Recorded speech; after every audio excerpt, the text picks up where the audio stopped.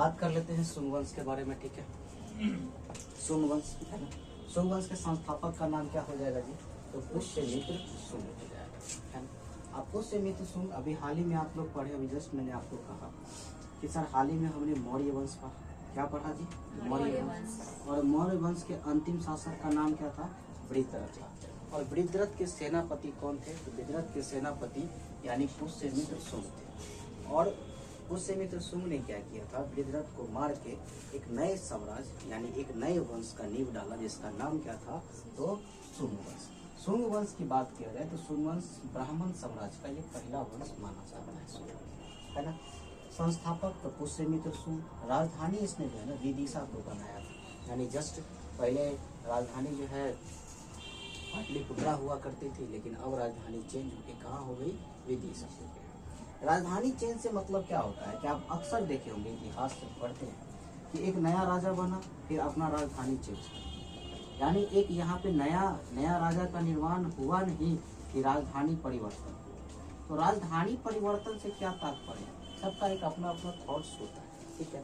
राजधानी परिवर्तन से तात्पर्य है कि मान के चलो कि हम राजधानी, अगर हम एक कहीं का राजा कोई व्यक्ति बनेगा, है ना, तो राजधानी वह उस जगह को बनाएगा जिस जगह पे है ना उसका पकड़ होगा, जिस जगह पे उसके अपने लोग होंगे, ताकि अगर कोई आक्रमण करे तो उसके अपने लोग ही होंगे ना, उसका क्या करेंगे?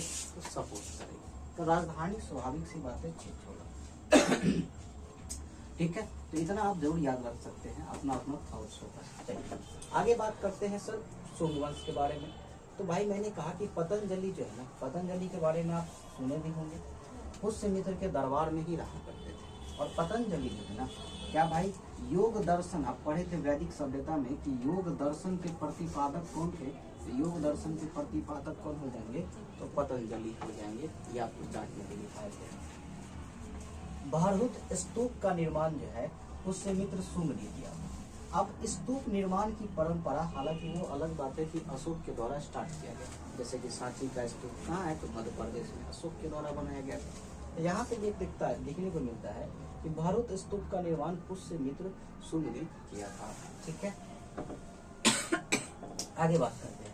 पुष्यमित्र ने मीनांडर यानी हिंद यूनानी जो शासक थे उसको भी इन्होंने क्या किया था? पराजित किया था, है ना। अभी जस्ट मैंने आपको कहा कि जस्ट इसके बाद की बात करें तो भारत पे जो है ना विदेशियों का आक्रमण होता है, विदेशी का आक्रमण, है ना। विदेशी का क्या हो जाता है? आक्रमण हो जाता है। और विदेशी का आक्रमण होगा तो भाई उसमें कौन कौन आएंगे? तो हिंद यूनानी आएंगे, शक आएंगे, पहलव आएंगे, कुषाण आएंगे। उसी में जो है ना इनका मुकाबला हिंद यूनानी से हुआ था। और हिंद यूनानी के कौन से शासक थे? मीनांडर, जिसको कि इन्होंने क्या किया था? हरा दिया था। आगे बात करें कि सर अग्निमित्र की रचना, अग्निमित्र की रचना जो है कालिदास ने किया था। इसमें जो है मालविका अग्निमित्रों ने वाल्मीका एवं जो है ना अग्निमित्र की प्रेम कहानी का भी वर्णन यहाँ पे देखने को मिलता है, ठीक है। पूछ लिया जाता है कि मालविका अग्निमित्रों की रचना किसने किया? तो कालिदास, कभी यही पूछ लिया जाएगा। और इसमें जो है ना किसका प्रेम कहानी का वर्णन है? तो मालविका और अग्निमित्र की प्रेम कहानी का यहाँ पे वर्णन देखने को मिलता है, ठीक है। साथ ही साथ आप एक पॉइंट और भी याद रख सकते हैं कि पुष्यमित्र शुंग ने जो है ना 2 अश्वमेध यज्ञ कराए थे। कितना यज्ञ कराए थे? 2 अश्वमेध यज्ञ कराए थे। तो वो पॉइंट भी आप अच्छे तरीके से याद रख सकते हैं, ठीक है। आगे बात करें सर, इसके जो है ना लास्ट शासक का नाम क्या था? देवभूति। लास्ट शासक कौन हो जाएंगे जी? देवभूति। और देवभूति की हत्या जो है ना वासुदेव कर देते हैं। देवभूति की हत्या कौन करेंगे? वासुदेव। और वासुदेव जो है ना एक नए वंश का स्थापना करते हैं, जिसका नाम क्या हो जाता है? कण्व वंश, है ना। अब कण्व वंश के संस्थापक कौन हो जाएंगे? वासुदेव। लास्ट शासक कौन है? सुशर्मा। तो कहेंगे सर यहाँ से और सारा पॉइंट, क्योंकि और सारा पॉइंट्स है ना, आप चाहे तो स्टैंडर्ड बुक का सहारा लेकर आप पढ़ सकते हैं, ऐसा कोई दिक्कत नहीं, लेकिन आपको उतना जरूरत नहीं है। आप वनडे एग्जामिनेशन की तैयारी करते हैं और वनडे एग्जामिनेशन है ना काफी है, इनफ है, इतना पढ़ रहे हैं आप, ठीक है। तो बस आपको थोड़ा सा कण्व वंश का संस्थापक और इसका जो लास्ट शासक उससे आपको मतलब है, तो उतना आप जरूर ध्यान में रखेंगे। तो संस्थापक कौन हो जाएंगे? वासुदेव। लास्ट शासक कौन हो जाएंगे? सुशर्मा। अब इस सुशर्मा की हत्या जो है ना सिमुक नामक एक व्यक्ति ने कौन की है? सिमुक। और सिमुक जो है ना किस वंश के संस्थापक बन जाते हैं? सातवाहन। यानी कहने का मतलब है कि आप देख रहे हैं कि कैसे पुष्यमित्र शुंग ने शुंग वंश का स्थापना किया। उसके बाद शुंग वंश के जो अंतिम शासक थे देवभूति, उसकी हत्या कर जो है ना कनव वंश का स्थापना किया गया। किसके द्वारा? वासुदेव के द्वारा। फिर इसके जो लास्ट शासक थे सुशर्मा, सुशर्मा की हत्या सिमुख कर देते हैं और कौन सा वंश का नींव डाल देते हैं? सातवाहन। यानी अगर बात किया जाए कि बेसिकली एक हमेशा ध्यान में भी रखना है कि पूरे के पूरे ब्राह्मण साम्राज्य में सबसे अच्छा वंश कौन सा माना जाता है, यानी किस वंश का वर्चस्व जो है ना थोड़ा ज्यादा रहा, तो कहेंगे सर सातवाहन। इसका सबसे अधिक वर्चस्व रहा था। आगे बात करते हैं सातवाहन वंश के संस्थापक का नाम क्या हो जाएगा? सिंह। राजधानी की बात करें तो प्रतिष्ठान, जो कि महाराष्ट्र का ही होता है। ठीक है, तो आपको याद रखना चाहिए कि सर इसकी राजधानी प्रतिष्ठान, और ये कहाँ का इलाका पड़ता है? तो महाराष्ट्र का इलाका पड़ता है। आगे बात करें तो सातवाहनों ने सर्वप्रथम ब्राह्मणों एवं भिक्षुकों को भूमि दान देने की प्रथा चलाई, जिसका प्रमाण जो है ना हमें आप यहाँ देख सकते हैं कि जिसका प्रमाण हमें नाना घाट अभिलेख में। आज की बात करें तो हम लोग जो है ना ब्राह्मणों को कुछ दान देते हैं, जो भी भिक्षुक यानी हमारे दरवाजे पे आते हैं कुछ मांगने, तो उसको दान देते हैं। तो ये दान देने की प्रथा आखिर कहाँ से शुरुआत की गई है? आपको पता होना चाहिए कि किसने किया, तो सातवाहन सबसे पहले है ना। देख सकते हैं भूमि दान देने की प्रथा चलाया था, है ना। और इसका प्रमाण हमें कहाँ से मिलता है? तो नाना घाट अभिलेख से मिलता है। ठीक है, आगे बात करें सातवाहन वंश का प्रमुख शासक की बात करें तो सातवाहन वंश का प्रमुख शासक गौतमीपुत्र सातकर्णी है ना। आप चाहे तो एक मूवी भी देख सकते हैं ना, गौतमीपुत्र सातकर्णी, और साउथ का मूवी है। चाहे तो आप ये मूवी देख के सातवाहन वंश को समझ सकते हैं। अच्छा से बनाया भी गया है मूवी, हम तो देख लीजिएगा। ठीक है, तो प्रमुख शासक कौन हो जाएंगे जी? गौतमीपुत्र सातकर्णी। गौतमीपुत्र सातकर्णी इसने जो है ना एक अच्छा काम किया था, बहुत ही अच्छा काम किया था। इसका क्या काम किया? सामंत व्यवस्था को चलाया था। अब सामंत व्यवस्था क्या होता है? तो सामंत व्यवस्था का मतलब होता है कि राजा के अंदर तात्पर्य क्या हुआ? जैसे कि अगर हम बात ये करें, जैसे कि अभी हम बात करें तो अभी हमारे जो है ना भारत की बात करें तो ये हमारा, मान के चलिए ये हमारा भारत, और भारत अकेला भारत तो नहीं है, कई राज्यों से मिलकर एक भारत का निर्माण हुआ। तो कई छोटे छोटे यहाँ पे राज्य है, कई छोटे छोटे राज्य, लेकिन इसका जो है ना मान के चलो इसका राजा तो एक ही है, राजा एक ही है कि नहीं जी? इसका राजा अभी वर्तमान की बात करें तो भारत के राष्ट्रपति कौन हो जाएंगे? द्रौपदी। यानी इस पूरा अखंड भारत का राजा कोई क्या है? एक ही है ना। तो क्या हम अगर बात करें बिहार का राजा कौन है? तो बिहार का राजा कौन हो जाएंगे? अभी नीतीश बाबू हो जाएंगे। नीतीश कुमार ना मुख्यमंत्री है जी, तो नीतीश कुमार तो ये अकेला बिहार के है ना जी। तो उसी प्रकार मध्य प्रदेश है, झारखंड है, यूपी है, बहुत सारा हमारे जो है ना राज्य है। तो हर एक राज्य को मिलकर जो है ना, हर एक राज्य जो है ना मिला हुआ है, तभी तो एक नया जो है ना एक नया राजा का निर्माण हुआ। यानी कहने का मतलब सीधी सी बात है कि राजा के अंदर राजा अगर होगा तो ऐसा कंडीशन में जो है ना हम क्या रहेंगे? यूनिटी में, है ना। हमें क्या रहेगा? यूनिटी रहेगा, एकता रहेगा, है ना। अब मान के चलो कि ठीक है, हम मान के चलो हम बिहार से हैं, कोई यूपी वाले हैं, है ना, कोई झारखंड वाले हैं, मान के चलो ये 3 राज्य, और तीनों राज्य जो है ना सपोज करो कि हम सपोर्ट कर रहे हैं, और तीनों राज्य एक ही देश में तो रह रहे हैं। ऐसा तो नहीं कि अलग अलग कंट्री में। अब मान के चलो हम कहें कि हम बिहार अलग देश है, ये बोला कि हम झारखंड अलग देश है, और ये बोलेगा ठीक है हम जो है ना यूपी अलग देश है। तो ऐसे में क्या होगा कि हमारा जो समाज है ये क्या होगा? टूटेगा कि नहीं टूटेगा? और जब टूटेगा तो स्वाभाविक सी बात है बाहरी आक्रमण तो होगा, कोई तीसरा तो कदम रखेगा। जैसे अभी हाल ही में आप लोग सुन रहे होंगे कि बिहार को भी खंडित करने वाली जो है ना मांग हो रही है ना। कह रहा है कि भाई मिथिला राज्य बनना चाहिए, है ना, मिथिला। आप लोग सुने होंगे कभी ना कभी। सर जी अभी हाल ही में राबड़ी देवी जी का भी बयान आया है इस मुद्दे पे, है ना, कि अब जो है ना बिहार से मिथिला को क्या कर देना चाहिए? अलग कर देना चाहिए। अब भाई हमें एक समझ नहीं आता कि बिहार को आप कितना तोड़िएगा। पहली बार 1912 में तोड़े बंगाल से अलग, तो उसके बाद 1936 में आपने तोड़ दिया उड़ीसा से, है ना। उड़ीसा से अलग हुई थी ना जी, बिहार से उड़ीसा अलग हुआ। फिर बात करें 2000 में, तो 2000 में जो है ना झारखंड अलग हो गया।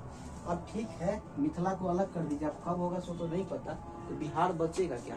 इतना ही बचेगा, है ना। अगर मिथिला राज्य बनता है तो आपको ये भी पता होना चाहिए कि बिहार का टोटल 20 जिला जो है ना, है ना, 20 जिला अलग हो जाएगा बिहार से। तो सोचिए बिहार कितना वो पड़ेगा। बिहार में तो 38 गो जिले है जी, नहीं बिहार में 38 गो जिला नहीं है। 38 गो में से 20 गो हट जाएगा तो बिहार में क्या गो जिला बचेगा? 18 गो बचेगा ना। अब भाई 18 गो एगो राज्य का जिला रहेगा तो सोचिए वो राज्य का अस्तित्व कैसा होगा। यानी जिस बिहार का वर्णन हम बड़े शानो शौकत से करते आ रहे थे एक समय में, आज उसी बिहार का खात्मा धीरे धीरे हम ही लोग करते चले जा रहे हैं। ठीक है, कीजिए आप। अब जो भी है, अब ये देखिए ये सब तो मैटर हो गया भाई, है ना। मिथिला राज्य बनेगा कि नहीं बनेगा ये तो भविष्य की बात है ना। लेकिन आप लोगों की क्या प्रतिक्रिया है, आप लोग देश के यूथ हैं तो आप लोग खुद सोचिए। क्या आपका जो है ना अपना अपना फीडबैक है वो सोचना आप लोग सोचिए, है ना। तो सामंत व्यवस्था का मतलब क्या? अरे भाई ये पूरा देश है, इस देश का एक को राजा रहेगा और इसके अंदर में जो छोटका राजा है तो वो भी किसको सपोर्ट करेगा? ये करेगा, सपोर्ट करेगा, है कि नहीं। अब नीतीश बाबू थोड़े ना, नीतीश कुमार जो है बिहार के मुख्यमंत्री है तो द्रौपदी मुर्मू जी से थोड़े ना उनका मुंह फूला फूली चल रहा है।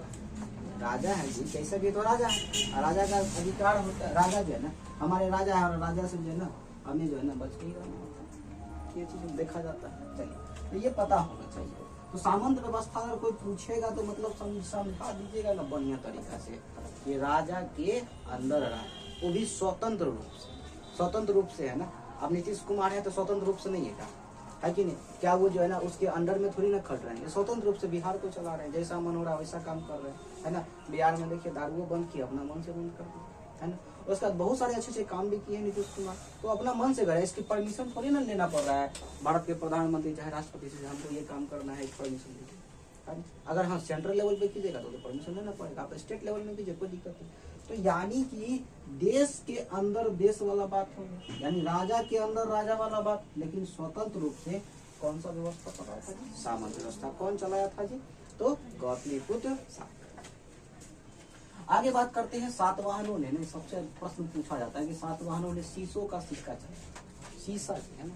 अब बताइए अभी आज के युग में शीशा का सिक्का चलेगा तो बड़ा ही अलग वाला है ना, सब फोड़ फाड़ देगा रे, तो मन होता है। अब बताइए कि सातवाहनों ने किसका सिक्का चलाया था? शीशों का। तो आपको हम एक चीज ये भी पढ़ाए थे जब हम इतिहास फर्स्ट क्लास पे पढ़ाए थे, तो आपको बताए थे कि शीश भाई एक सिक्का भी माध्यम है इतिहास को समझे। क्योंकि सिक्का पे जो है ना, एक सिक्का पे एक तो वर्ष लिखा होता है, उस राजा की जानकारी भी उस पर लिखी हुई थी, तो उस समय किस काल में निकला, क्या क्या था उस समय, क्या कंडीशन है ना। तो शीशा भी एक क्या बोलते हैं, सिक्का भी एक माध्यम है कि इतिहास को आप समझ सकते हैं। ठीक है, तो शीशों का सिक्का किसके समय में चलता था जी? सातवाहनों के समय में।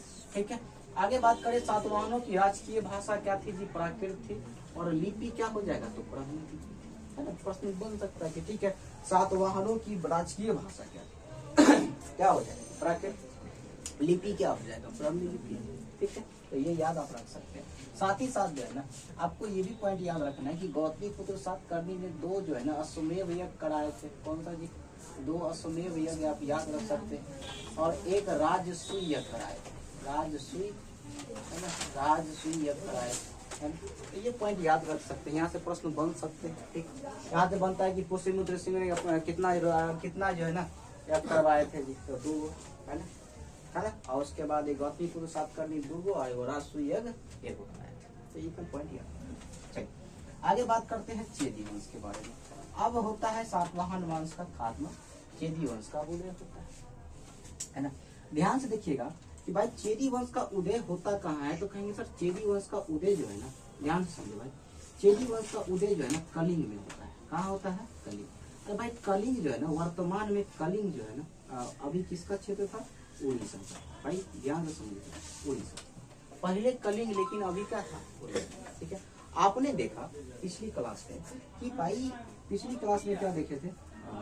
कलिंग पे आक्रमण किए शासन काल के 9वें वर्ष में कौन? अशोक, है ना। और कलिंग में जाके कत्लेआम मचा दिए बढ़िया तरीका से, है ना, कलिंग को जीत लिए। कलिंग पे अधिकार किसका था? तो अशोक। लेकिन बाद में चल के जब अशोक की मृत्यु हो जाती है तो कलिंग क्या होता है? स्वतंत्र, यानी पुनः स्वतंत्र, है ना। उसी समय में चेदी वंश का क्या होता है? उत्थान होता है ना। कहते हैं कि कलिंग में चेदी वंश का प्रमाण जो है ना हाथी गुफा अभिलेख से भी मिलता है। अब मान के चलिए ठीक है, कलिंग में चेदी वंश का उदय हुआ, इसका प्रमाण हमें कहाँ से देखने को मिलता है, तो हाथी गुफा अभिलेख में। और इस वंश के सबसे जो प्रतापी राजा थे ना, कौन थे, खारवेल। कौन हो जाएंगे जी, खारवेल। आपसे पूछेगा कि खारवेल की जानकारी कहाँ से मिलती थी, हाथी गुफा अभिलेख से मिलती है ना। और भाई साथ ध्यान इस बात का भी रखना है कि खारवेल का जो है ना जैन धर्म के प्रति जो है काफी झुकाव थे, यानी जैन धर्म को एक्सेप्ट कर किए हुए थे, यानी जैन धर्म को मानते थे। तो एक बात बताओ भाई, एक बात कि सर मैंने आपको पढ़ाया था नंदवंश, क्या पढ़ाए थे जी, नंदवंश। और नंदवंश के जो शासक थे महापद्मनंद, है ना, उन्होंने क्या किया था, कलिंग पर आक्रमण किया और वहां से जीनसेन की मूर्ति जो है ना जीत कर मगध ले आया था। जीत के क्या ले आया था जी, मगध ले आया था। अब मगध तो आ गया था शीतल जीनसेन की मूर्ति, अब उसको जो है ना राजा खारवेल आए मगध, ठीक है, और वह मूर्ति को जो है ना पुनः कहाँ लेके चले गए, उड़ीसा लेके चले गए, यानी अपने प्रदेश कलिंग लेके चले गए। तो ये भी आप याद रख सकते हैं। प्रश्न बनेगा कि राजा खारवेल का संबंध कौन सा धर्म से था, तो जैन धर्म से। राजा खारवेल की जानकारी कौन सा अभिलेख से, तो हाथी गुफा अभिलेख से। चेदी वंश का प्रमाण जो है ना किस अभिलेख से मिलता है, तो हाथी गुफा अभिलेख से मिलता है। तो इतना पॉइंट आपको याद होना बहुत जरूरी है, नहीं तो फिर दिक्कत हो जाएगा। आइए एक बार रिकॉल कर लेते हैं, रिकॉल अगर जरूर कर, रिकॉल जो है ना कहते हैं ना भाई पढ़िए करिए, लेकिन रिकॉल पूरा कीजिए। रिकॉल में वो पावर है जो आपको औरों से आगे। चलिए, तो शुंग वंश के संस्थापक कौन बोले हैं, पुष्य। राजधानी की बात करें तो राजधानी दिल्ली से। पतंजलि इसी के दरबार में रहते थे। योग के जो है ना प्रतिपादक भी, योग दर्शन के प्रतिपादक थे। भरूत स्तूप का निर्माण पुष्यमित्र शुंग ने करा था। 2 अश्वमेध यज्ञ का भी निर्माण किए थे। पुष्यमित्र ने मीनांडर यूनानी को जो है ना, हिंदी यूनानी को जो है ना पराजित किया था। वो आप याद रख सकते हैं, इनका मुठभेड़ हुआ था। अग्निमित्र की रचना कालिदास ने किया। इसमें जो है ना मालविका अग्निमित्रों ने मालविका और अग्निमित्र की प्रेम विवाह का जो है ना वर्णन किया है ना। तो आपसे ये प्रश्न के तौर पर पूछा जा सकता है, याद जरूर रखें। लास्ट शासक देवभूति, और देवभूति की हत्या वासुदेव ने कर दी। और वासुदेव ने कौन सा वंश का स्थापना किया था, कन्नड़ वंश। लेकिन ये कन्नड़ वंश ज्यादा चला नहीं, ज्यादा इसका विस्तार हुआ नहीं। तो इसके जो लास्ट शासक थे सुशर्मा, जिसकी हत्या जो है ना सिमुक नामक एक व्यक्ति ने कर दिया, और सिमुक नामक व्यक्ति ने सातवाहन वंश का स्थापना किया। सातवाहन वंश के संस्थापक क्या हो जाएंगे जी, सिमुक हो जाएंगे। राजधानी की बात करें तो प्रतिष्ठान, जो कि महाराष्ट्र का इलाका था। और सातवाहन वंश जो था ना जी, आप ये भी याद रख सकते हैं कि कृष्णा और गोदावरी नदी के बीच का जो क्षेत्र था ना, यहीं पे इसका ये स्थान हुआ था, उदय। आगे बात करें सर कि सातवाहनों ने सबसे पहली बार ब्राह्मणों एवं भिक्षुकों को जो है भूमि दान में देने की प्रथा चलाई थी, और इसका प्रमाण हमें नाना घाट अभिलेख से मिलता है। आगे बात करें प्रमुख शासक गौतमीपुत्र सातकर्णी। गौतमीपुत्र सातकर्णी से एक पॉइंट बड़ा बढ़िया तरीका से याद रखना, इन्होंने सामंत व्यवस्था चलाया था। 2 अश्वमेध यज्ञ, एक राजसूय यज्ञ भी करवाए थे। तो ये पॉइंट है, याद रखना। सातवाहनों ने कौन सा सिक्का चलाते थे, शीशों का सिक्का चलाया था। और सातवाहनों की राजकीय भाषा प्राकृत और लिपि क्या थी, तो ब्राह्मी लिपि थी। आपको हमेशा याद होना चाहिए। आगे बात करें चेदी वंश। चेदी वंश का उदय होता है ना, जस्ट इसके बाद। तो कलिंग में चेदी वंश का प्रमाण जो है हाथी गुफा अभिलेख से मिलता है। और साथ ही साथ इस वंश का प्रतापी राजा कौन थे, खारवेल, जिसका जैन धर्म के प्रति क्या था, भारी झुकाव था, यानी जैन धर्म को मानते थे, है ना। तो इतना जरूर याद रखें, ईमानदारी से इतना जरूर पढ़ें। और साथ ही साथ अगर कोई बुक फॉलो करना है तो बुक फॉलो कर सकते हैं, ठीक है। चलिए, तो ये आपका कंप्लीट हुआ। कल हम बात करेंगे भारत के विदेशियों का जो क्रम है, हिंदी यूनानी, शक, पहल्लव, कुषाण के बारे में हम लोग बात करेंगे, ठीक है। चलो।